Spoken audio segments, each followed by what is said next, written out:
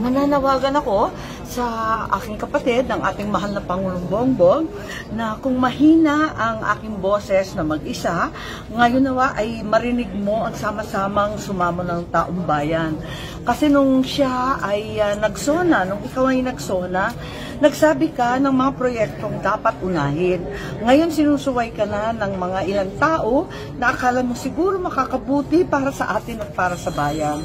Pero nakita naman natin na eto nga, at nakikiusap ako na sana pakitutukan mo ang issue ng pondo at ng budget at ipaalala na ang pakikialam ng mga mambabatas sa departamento at mga sangay ng gobyerno ay labag sa batas at labag sa konsensya ng tao.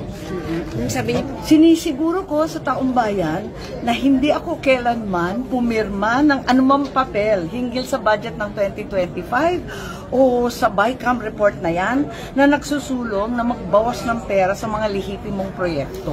Paano ko naman pipirmahan ang blankong papel? Ang 4Ps, ang balita ko, kasi yun naman ang datos na nasa akin dahil committee ko, 50 billion daw ang tinanggal sa 4Ps program. Ibig sabihin, 4.4 million na pamilyang Pilipino na sertipikado. Talagang totoong poorest of the poor. Walang matatanggap. Walang tulong sa pagkain, sa pag-aaral na anak, sa gamot, at sa anumang pangangailangan. Zero sila. Wala, nagkagulatan na lang. Pero eto nga, baka mag-privilege speech na ako kasi maraming kababalaghan.